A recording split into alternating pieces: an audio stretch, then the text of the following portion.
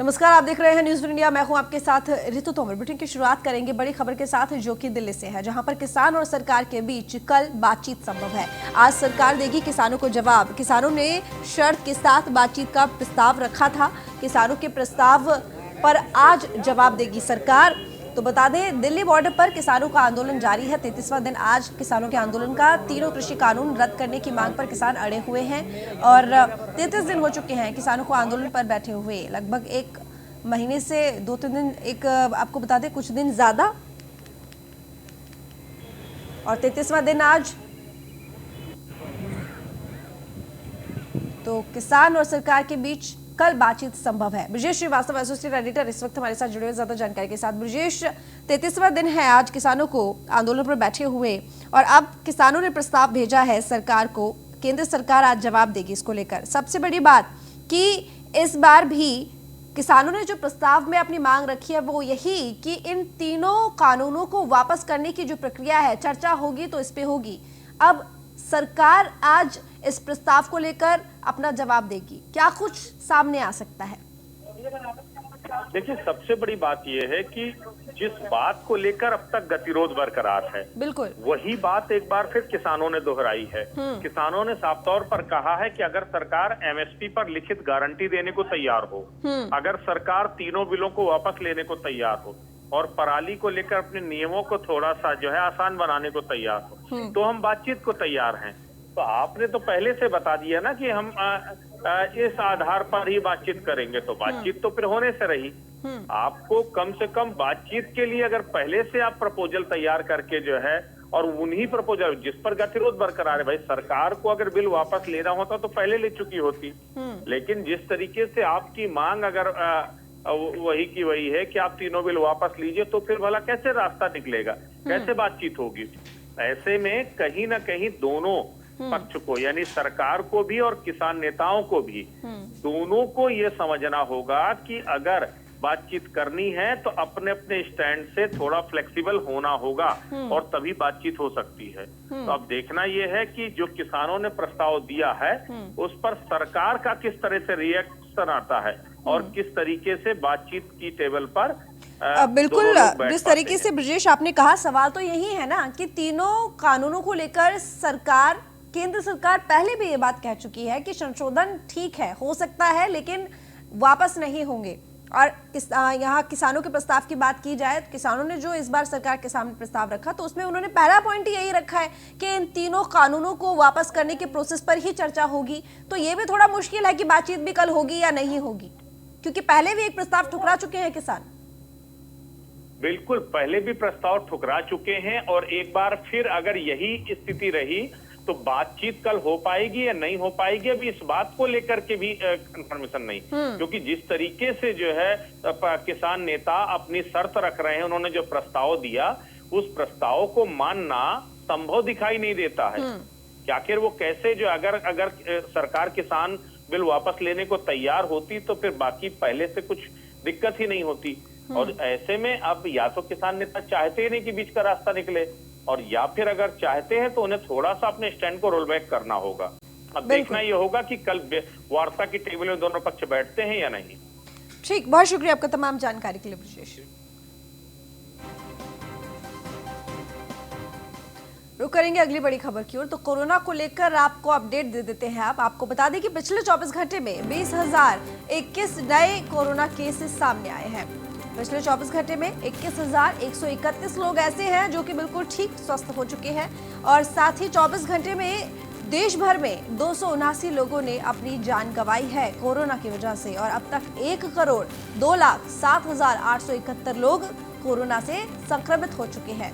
भारत में active case की अगर बात की जाए तो ये संख्या 2,77,301 पर पहुंच चुकी है।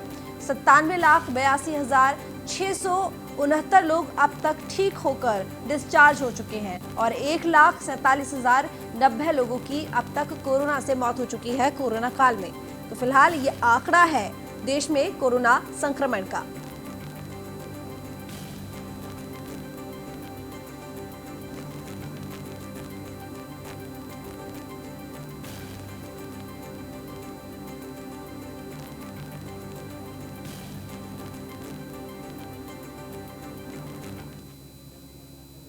लखनऊ से खबर। नए साल के लिए यूपी सरकार की गाइडलाइन जारी। नए साल पर कार्यक्रम में 100 से ज्यादा लोग अब शामिल नहीं हो सकते हैं।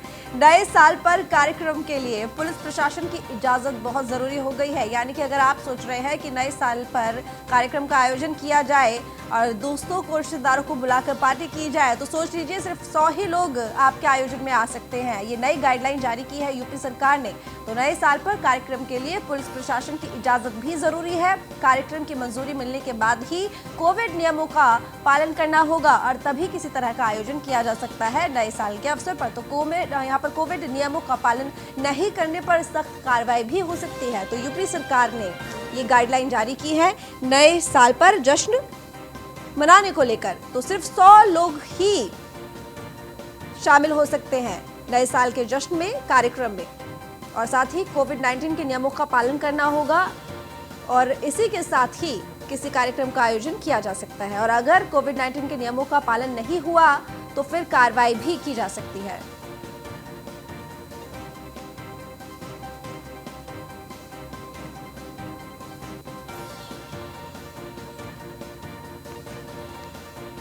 तो नए साल के मौके पर अक्सर लोग जश्न मनाते हैं, पार्टीज करते हैं, आयोजन होते हैं बड़े बड़े। और क्योंकि कोविड-19 है, कोरोना काल में गैदरिंग को परमिशन नहीं है, ऐसे में सिर्फ 100 लोगों को इजाज़त दी गई है। सिर्फ 100 ही लोग शामिल हो सकते हैं और साथ ही कोविड-19 के नियमों का पालन करना होगा और उन गाइडलाइंस का पालन करना होगा, तभी ही कार्यक्रम को लेकर मंजूरी मिलेगी प्रशासन की तरफ से। तो नए साल पर कार्यक्रम के लिए पुलिस प्रशासन ने गाइडलाइन जारी की है और मंजूरी लेने के बाद, स्वीकृति लेने के बाद ही किसी कार्यक्रम का आयोजन किया जा सकता है।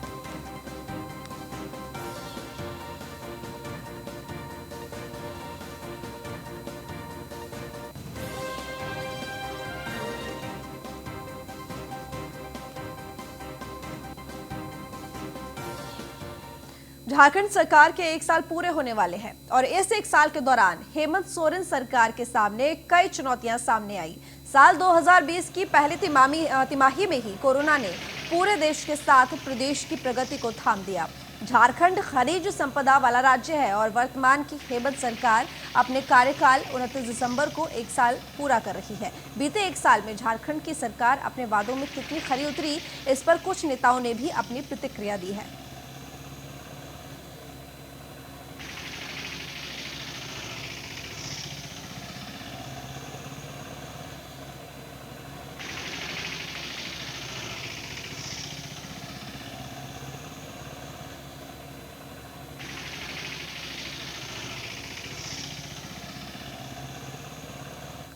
एक साल जेएमएम सरकार की पूरी हो रही है और हेमंत जी बहुत लंबा चौड़ा बात बोल रहे हैं कि हम ये किए हैं, सो किए हैं, लेकिन वैसा कुछ विकास हो या कुछ भी हो जनहित में राज्य में, ऐसा कुछ काम ही नहीं हुआ है। उनका कथनी और करनी में बहुत अंतर दिखा इस साल में। चुनाव साल में जब चुनाव से पहले वो लोग माननीय जो सीएम साहब हैं वो घोषणा पत्र में बहुत लंबा चौड़ा बात बोले थे जनहित में, राजहित में, लेकिन एक भी काम दिखने को नहीं मिला। तो मैं अपने माननीय मुख्यमंत्री श्री हेमंत सोरेन को 1 साल होने पर बधाई देता हूं। उनका कार्यकाल बहुत ही शांति प्रिय ढंग से झारखंड की सरकार उन्होंने चलाया है और आगे भी हम लोगों का यही उम्मीद है कि आने वाले 4 साल में इसी तरह मतलब जो एक भाजपा राज्य में जो एक भय का माहौल था वो खत्म हो चुका है और हमारे माननीय मुख्यमंत्री जिस तरह से अपनी सरकार को चला रहे हैं उनसे हमें काफ़ी उम्मीद है। जनता के बीच में जो वादे लेकर के चुनाव जीते हैं, क्या उन वादों पे खरे उतरे? सबसे पहले तो जैसे ही सरकार बनी, कोरोना महामारी का समय आया, इस कोरोना महामारी से लड़ते हुए भी विकास के कामों में काफ़ी जागरूक है और काफ़ी कोशिशें उनकी है माननीय मुख्यमंत्री जी का, उनके आपके कैबिनेट सरकार का, झारखंड सरकार का। और हम सबको ये कोरोना महामारी से भी उन्होंने बाहर निकाला है, उसको निभाने के काम किए, निभाने की कोशिश कर। हम आशा करते हैं जी, हमने हेमंत सरकार को अगले बार भी हम लोग 1.5 साल जब वो थे मुख्यमंत्री, माननीय मुख्यमंत्री, तब उस समय भी हम लोगों ने देखा था जो किस तरीके से उनकी कार्यशैली है, वो किस तरीके से काम करने की कोशिश कर। आशा करते हैं जो उनके जो भी वादे हैं इलेक्शन में वो अगला 5 साल में पूरा करेंगे और झारखंड उनके नेतृत्व में। जेएम की सरकार जो है बहुत निकम्मी सरकार है।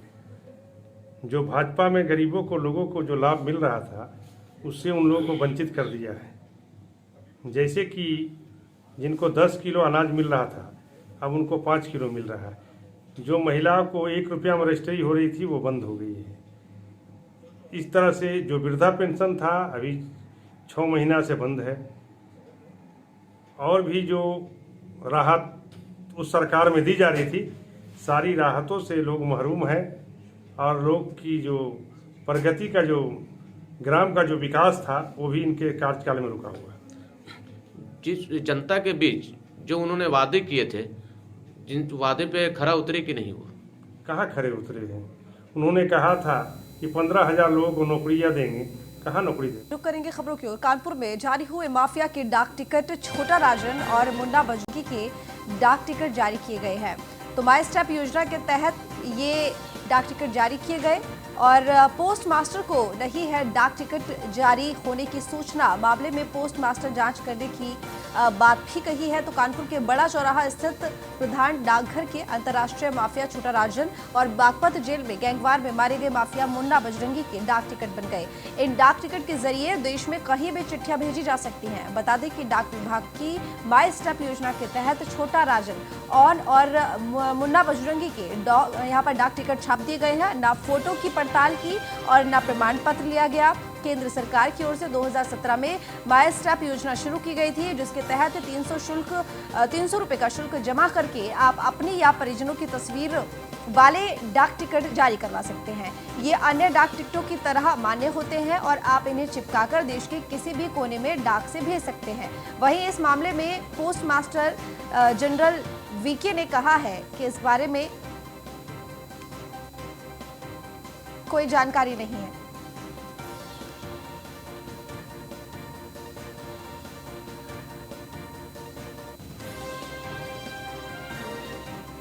तो फैजान हैदर हमारे संवाददाता इस वक्त हमारे साथ जुड़े हुए हैं ज्यादा जानकारी के साथ। फैजान, आखिर इतनी बड़ी गलती कैसे हो गई कि यहाँ पर माफियाओं के नाम के डाक टिकट छप गए लेकिन किसी को इस बारे में जानकारी ही नहीं?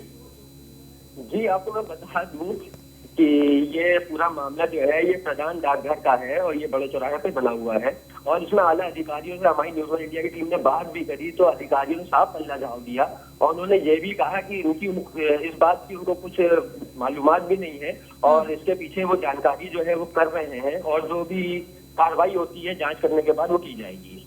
लेकिन ये एक बहुत बड़ी लापरवाही है। अगर इस तरह से माफियाओं के नाम के डाक टिकट छपने लगे तो बस हो गया। जी, ये बात तो आपकी एकदम सही है और इस पे जो है कानपुर की मीडिया ने जो अधिकारी हैं उनको वीके जो है उनको घेरा भी है और वही उनसे जो पूछताछ है वो पुलिस भी कर रही है और वो भी अपने स्तर से जांच कर रहे हैं। अब ये देखने वाली बात है कि इसके पीछे किसका हाथ है और कौन इस पे काम करता है। चलिए, बहुत शुक्रिया फैजान तमाम जानकारी के लिए।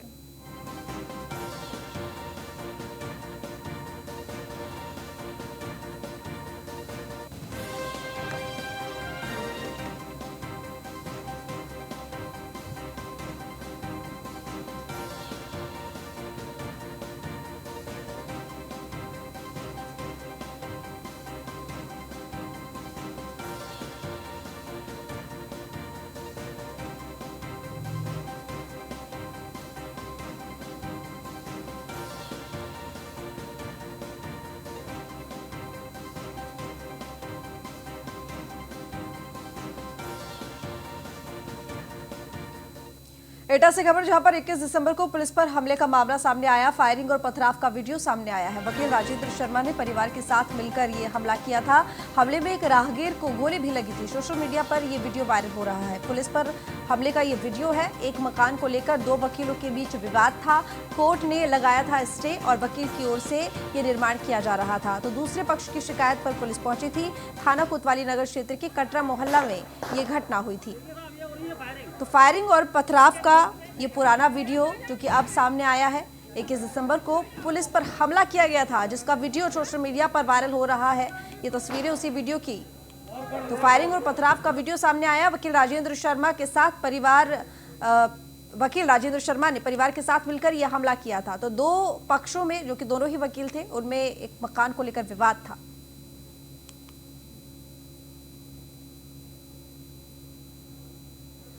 शाहजहांपुर से खबर, जहां पर पुलिस मुठभेड़ में 25,000 का इनामी बदमाश गिरफ्तार किया गया है। पुलिस ने मौके से तमंचा और कारतूस बरामद किया है। पुलिस पर फायरिंग के मामले में फरार चल रहा था बदमाश कल्लू उर्फ मोइन पर 8 मामले दर्ज है। कटरा थाना पुलिस ने बदमाश को गिरफ्तार कर लिया है।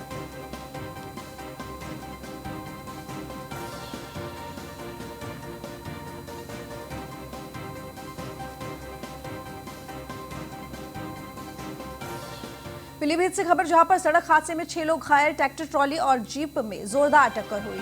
घायलों को इलाज के लिए अस्पताल में भर्ती कराया गया है। बरखेड़ा ब्लॉक कार्यालय के सामने की घटना है। तो ट्रैक्टर ट्रॉली और जीप में जोरदार टक्कर हुई। 6 लोग हादसे में घायल हो गए। पीलीभीत में यह हादसा हुआ। ट्रैक्टर ट्रॉली और जीप की टक्कर की वजह से यह हादसा हुआ, जिसमें 6 लोग घायल हो गए। तो घायलों को इलाज के लिए अस्पताल में भर्ती करा दिया गया है। बरखेड़ा ब्लॉक कार्यालय के सामने की यह घटना है, जहां पर यह हादसा हुआ और 6 लोग घायल हुए इस हादसे में।